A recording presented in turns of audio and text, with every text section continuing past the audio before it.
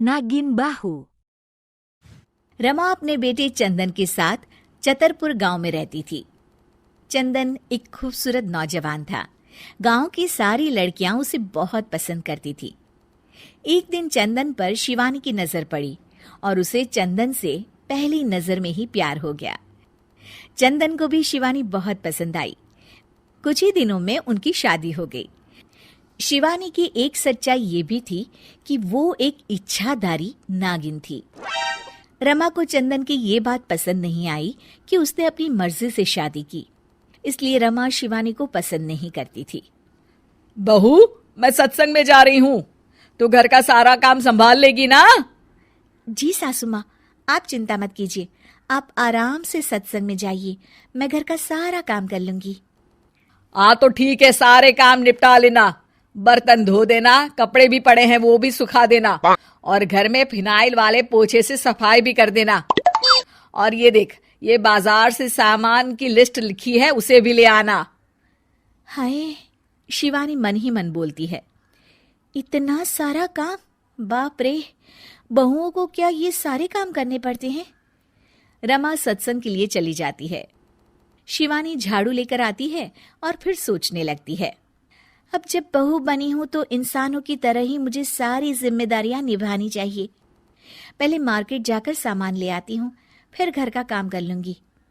शिवानी इच्छाधारी नागिन होने के बावजूद भी अपनी शक्तियों का इस्तेमाल ना करते हुए घर का सारा काम खुद ही करने में लग जाती है।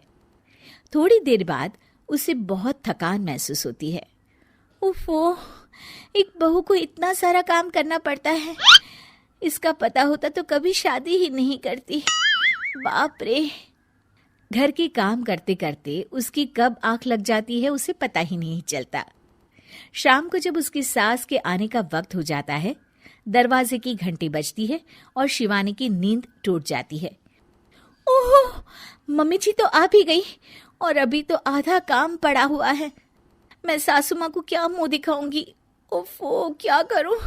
एक काम करती हूँ, अपनी शक्तियों का इस्तेमाल कर ही लेती हूँ। शिवानी घर का सारा काम अपनी जादुई शक्तियों से खत्म कर लेती है और फिर दरवाजा खोलती है। अरे बहू, तुझे इतना वक्त क्यों लगा दरवाजा खोलने में?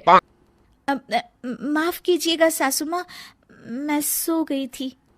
ओह, तो तू सो रही थी, फिर जो काम मैंने तुझे दिए थे वो तो हुए नहीं होंगे। सब कहने की बातें होती है। रमा घर में आती है और देखती है कि सारे काम हो चुके हैं। वो एकदम चौंक जाती है।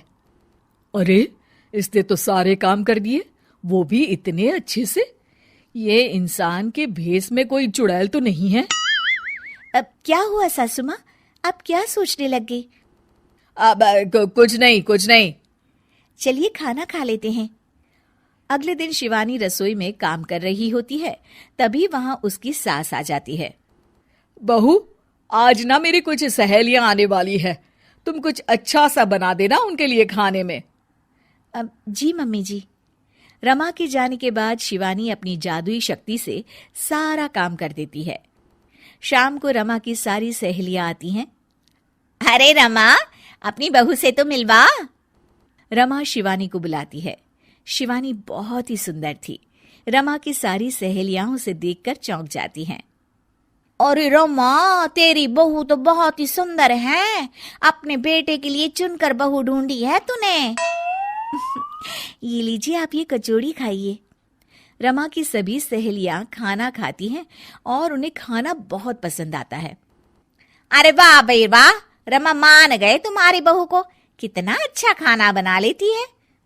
उस दिन पूनम की रात होती है और शिवानी घर के कामों में इतनी उलझी रहती है कि उसे याद ही नहीं रहता कि हर पूनम की रात को वो अपने असली रूप में आ जाएगी।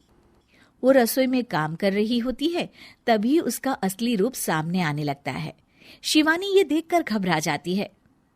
हे भगवान, मैं तो भूल ही गई थी कि आज पूनम की रात है। बाहर तो सासू माँ और उनकी सहेलियां आई हुई हैं। अब मैं क्या करूं? क्या शिवानी का राज सबके सामने खुल जाएगा?